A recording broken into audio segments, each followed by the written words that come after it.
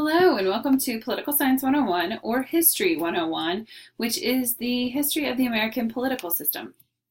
Today we're talking about your research papers and kind of the final step that you want to do before you decide to take your rough draft in the comments and to rewrite it or to just make some tweaks and changes.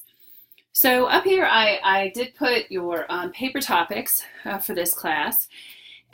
We have gun control, Black Lives Matters movement, incarcerations in the U.S., and freedom of speech, having to do with artistic expression.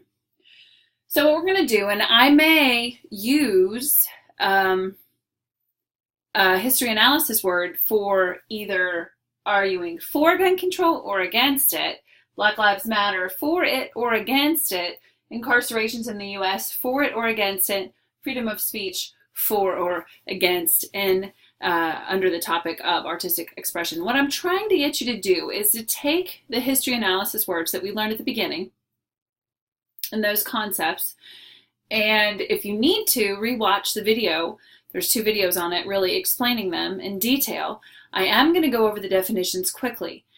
What I want you to do, these words, these history analysis words, this paper that you're writing is not only an argument, but you're actually coming up with your own analysis in your conclusion as you're writing your paper, as you're arguing your points. So what I want you to do is to try to pick maybe 2 to 3, 3 to 5 of these words, use them in your paper, okay? After you've really kind of got some ideas of what you're going to do with your final. And these are actually kind of using historical theory within your research paper. So I know that this is an extra step and this is difficult, but if you can do 1 to 2 concepts, it's fantastic. Okay, so I'm just challenging you to do from, I'd like to see 3 to 5. Okay, that would be great. Okay. All right, so we're going to go through these. So for instance,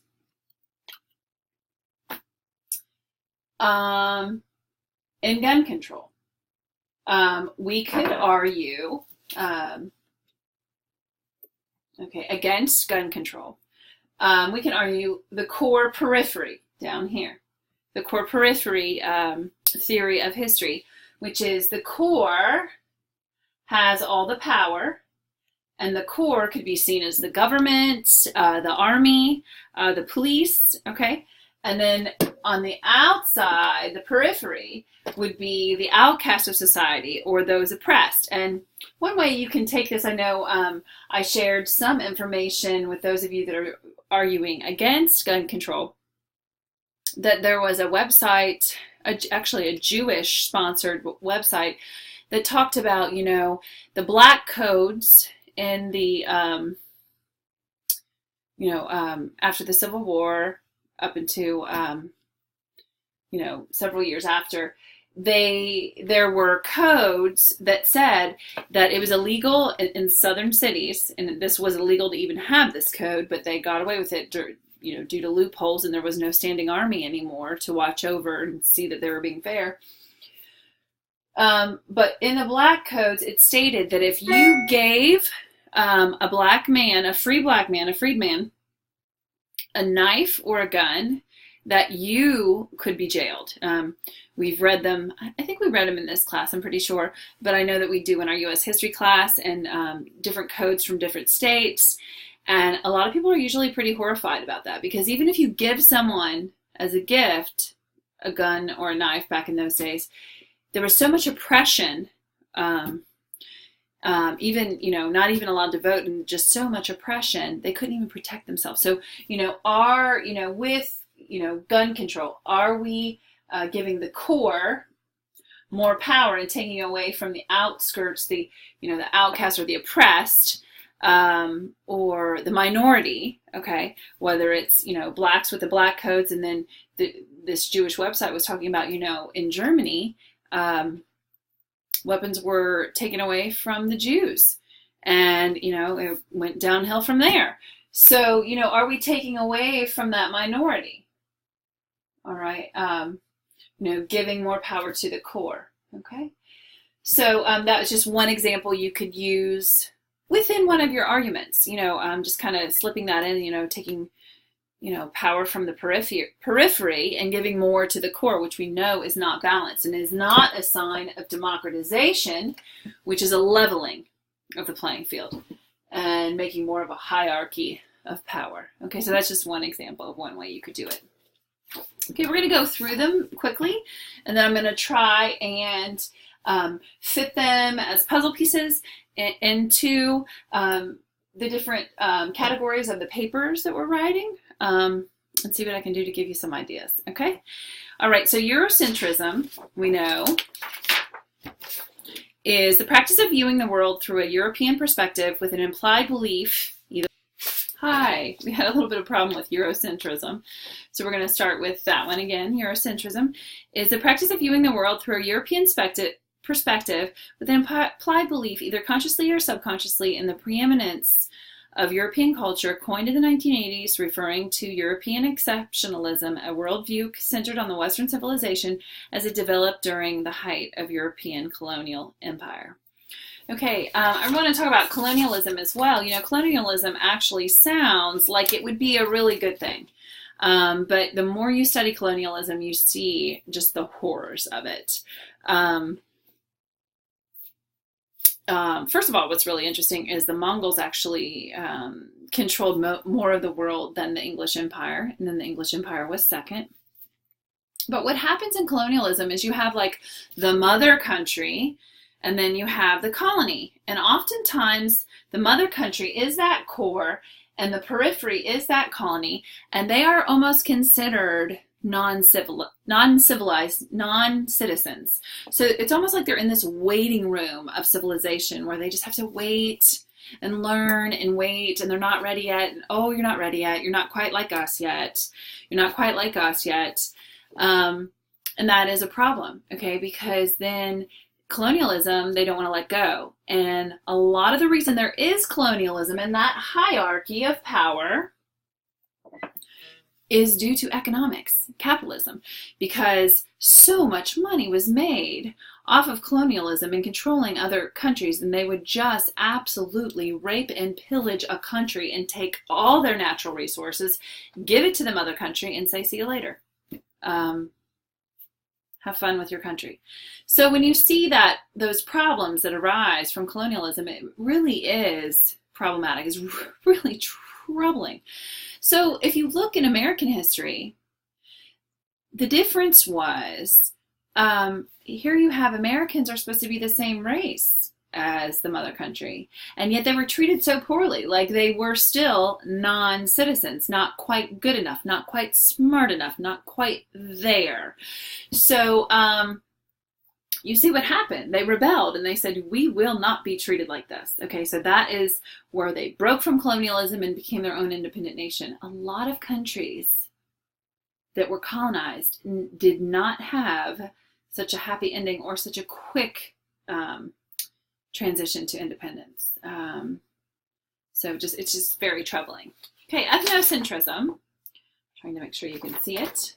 Okay, is the belief of superiority is one's personal ethnic group, but it can also derive from racial and religious differences. They believe that they are better than other individuals based solely on their heritage.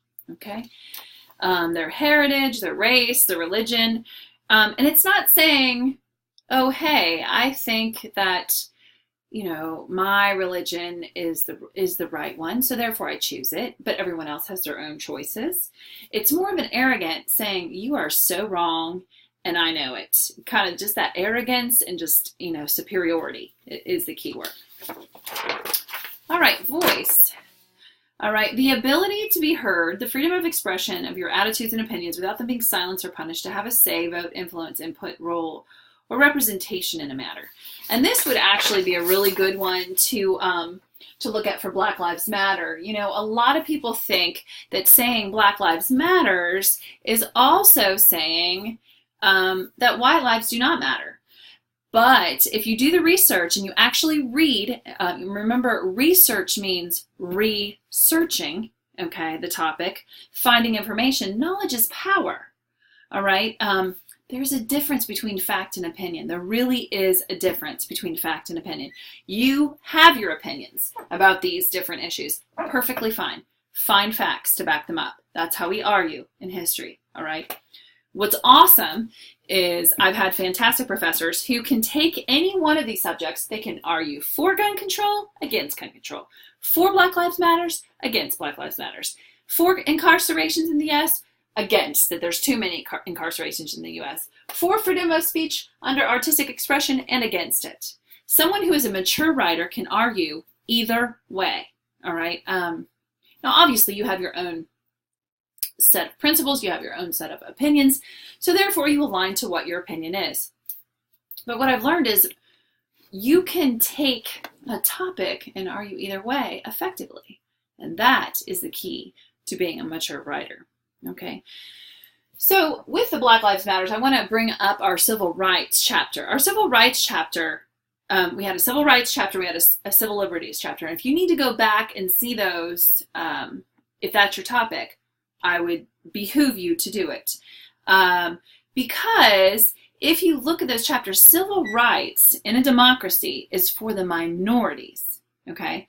Those civil rights put in the line are for the minorities, okay? Because in a democracy, the majority is not oppressed, okay? The majority rules. The reason our country put in place protections for the minorities is because the majority kind of goes crazy. So this, Black Lives Matters, if you're arguing for it, you would definitely use, voices being heard to draw some attention to some huge problems and abuses of a minority of policemen, okay? It's not saying that white lives don't matter if you read what they actually say. It's not saying that police lives do not matter. It's saying that people who are corrupt in police roles is where the issue is. There's something else. Domestic policy. It stated in we just studied that last week. Domestic policy is super important because unless society says, hey, there's a problem over here, there are no domestic solutions. So until society knows there's a problem, nothing can be done about it. And that's like the opening to the chapter. So if you look at Black Lives Matters as saying, hey, there is a problem here, okay? White lives matter. We already know that because as a majority, for now, right, we also learned that by the year 2020, there will be more minorities than there are whites. So collectively, the minorities will be, I believe, 54%, and they will surpass the white population in the U.S. Anyway, so until there is a problem pointed out in domestic policy, it cannot be fixed. Okay, so you can use it that way. Agency. Okay, agency is, I'm doing a terrible job of holding these up. Okay, the ability and capacity of an individual to act independently and to make their own free choices. Okay. Bottom up history. Okay, we talked a lot about that. A new way to look at the history after the 1960s, giving voices to the ordinary people in history. This new way of looking at the ordinary voices and minority voices like the racial periphery or women gave historians a fresh new look to investigate history. Also, you can use the word subaltern because subaltern are those lower hierarchies, that periphery of people. Maybe you're talking about freedom of speech and you're talking about counterculture or subculture groups, like Marilyn Manson, who's been blamed for the Columbine shootings, by the way. And honestly, until I did research where there were responsible journalists, I did not know that the sensationalist journalists were saying that the two shooters in Columbine listened to his music. But if you look at actual responsible journalists, they said those two shooters absolutely hated Marilyn Manson's music. Okay, so regardless if we agree with someone, regardless if we like their music, regardless if we like who they are entitled to be the truth being told about them. And that's what's really important about getting these subaltern voices and that bottom-up history and researching the bottom, because you get a